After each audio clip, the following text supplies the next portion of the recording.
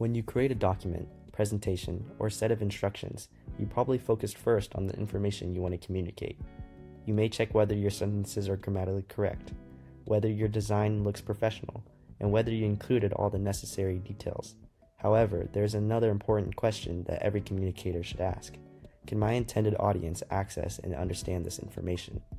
Welcome to this episode about accessibility in technical and professional communication. This podcast is intended for engineering students and early career professionals who create reports, presentations, websites, or instructions for non-expert audiences. I will explain what accessibility means and identify several practical ways to make content more accessible.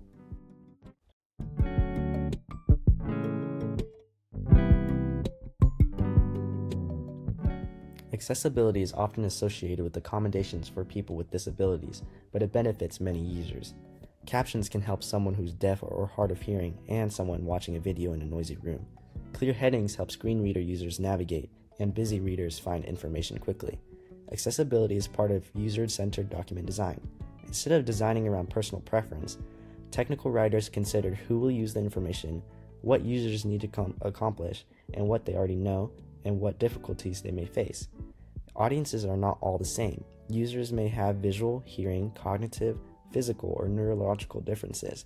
They may also have limited technical experience, speak English as a second language, use a small screen, or access information in a time-sensitive situation.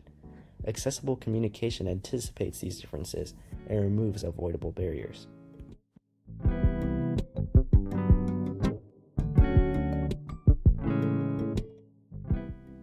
First, use clear descriptive headings. Headings show how information is organized and helps users scan a document. They should follow a logical order from main topics to smaller sections. Also, make text easy to read. Use clear fonts in appropriate size and strong contrast between text and background. Light gray text on white may look modern, but it can be difficult to read. Avoid using color as the only way to show meaning. For example, if incorrect answers only appear in red, some users may not recognize the difference. A label or symbol provides another clue.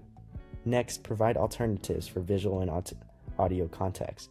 Important images should include alternative text, also known as alt text, so screen readers can explain their purpose. Good alt text communicates meaning rather than every detail. Instead of saying a line graph, it could explain the completion rates increased from 45 to 78% after a redesign, for example. Videos should include captions, and audio recordings should include transcripts. These support people who are deaf or hard of hearing, users who cannot play audio, and anyone who wants to review a section. Write descriptive links. Click here does not explain where a link leads. Instead, download the emergency checklist, tells users what to expect, and clearer when read by a screen reader. Writers should also consider keyboard navigation. Some people cannot use a mouse. Buttons, forms, and links should follow a logical order, and users should be able to see which item is selected. Plain language is another part of accessibility.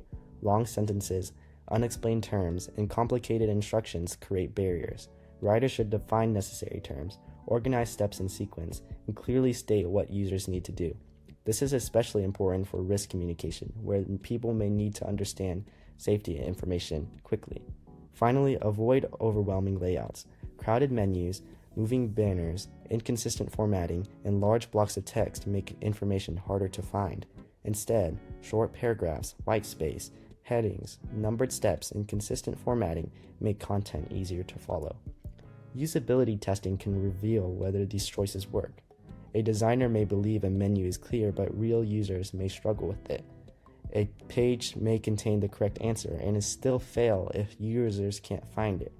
Watching people complete realistic tasks can help identify barriers designers may overlook.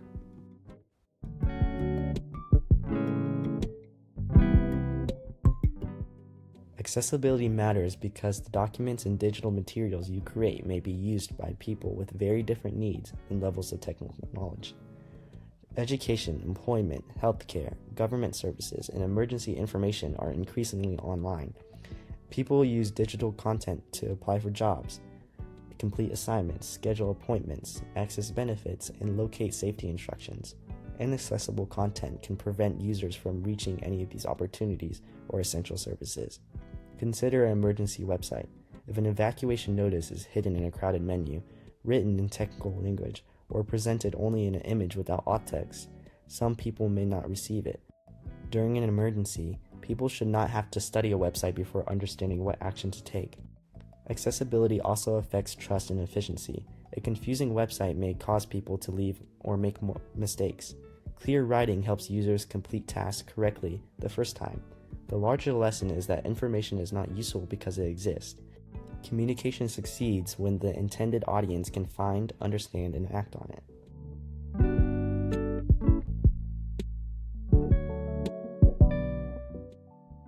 To recap, accessibility means designing communication for people with different abilities and circumstances.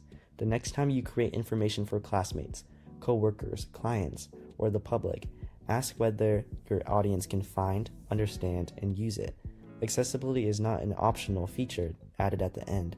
It is a part of responsible and effective communication.